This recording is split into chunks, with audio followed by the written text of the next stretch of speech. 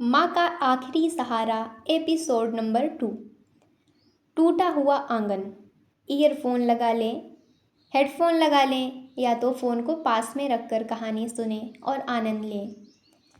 अमन के लौटने के बाद कमला देवी की जिंदगी जैसे फिर से खिल उठी। सुबह वह बेटे के लिए अपने हाथों से रोटी बनाती, दोपहर में उसके साथ नीम के पेड़ के नीचे बैठती और रात को पुरानी बातें याद करके मुस्कुराती। गांव के लोग भी कहने लगे थे कि अब बूढ़ी माँ के दिन बदल गए हैं, लेकिन खुशी ज़्यादा दिन टिक नहीं सकती। एक शाम अमन ने माँ से कहा, माँ, मैं आपको अपने साथ मुंबई ले जाना चाहता हूँ। वहाँ अच्छा इलाज होगा, आराम रहेगा। कमला देवी ने घर की मिट्टी को देखा। यही वह आंगन था जहाँ अमन ने पहला कदम रखा था। यही नीम का पेड़ था जिसे उसके पति ने लगाया था। उन्होंने धीमी आवाज़ में कहा, बेटा, मैं इस घर को छोड़कर नहीं जा सकती।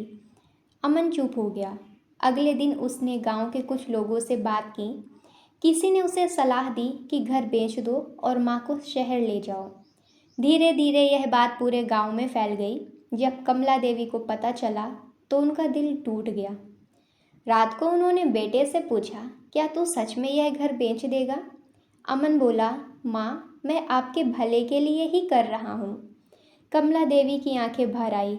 जिस आंगन में तेरे पिता की यादें हैं, जहाँ मैंने तुझे पाला है, उसे बेचकर मैं कैसे जी पाऊंगी? उस रात दोनों ने खाना नहीं खाया। घर के अंदर अजीब सन्नाटा था। अगले दिन अमन नाराज होकर शहर लौट गया।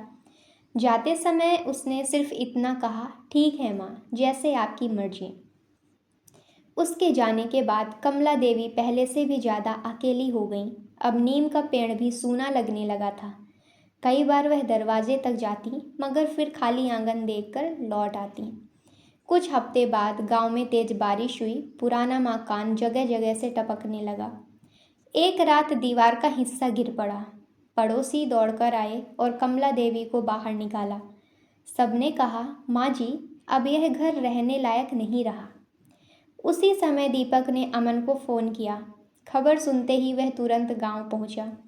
जब उसने अपनी माँ को भीगे हुए कपड़ों में कांपते देखा तो उसकी आंखें भर आईं।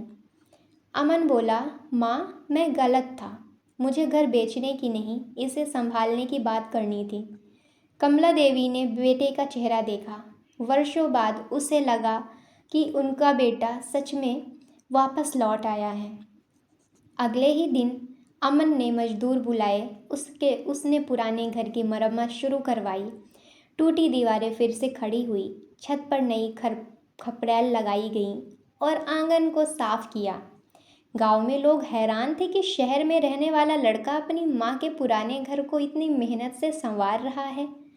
काम पूरा होने के बाद अमन माँ को आंगन में लेकर आया। नीम के पेड़ के नीचे नई चौकी रखी गई। उसने कहा, माँ, यह घर कहीं नहीं जाएगा, यह हमारा घर है और हमेशा रहेगा। कमला देवी की आंखों से आंसू बह निकले। उन्होंने बेटे के सिर पर हाथ रखा और कहा, घर दीवारों से नहीं बनता बेटा, अपने लोगों से बनता है। उस दिन पहली बार अमन ने महसूस किया कि शहर की बड़ी इमारतों से ज़्यादा सुकून इस छोटे से मिट्टी के घर में है। हमारी कहानी होती है समाप्त। मिलते हैं हम अगले एपिसोड में, एपिसोड नंबर 3। वो हमारा आखिरी एपिसोड होगा। धन्यवाद।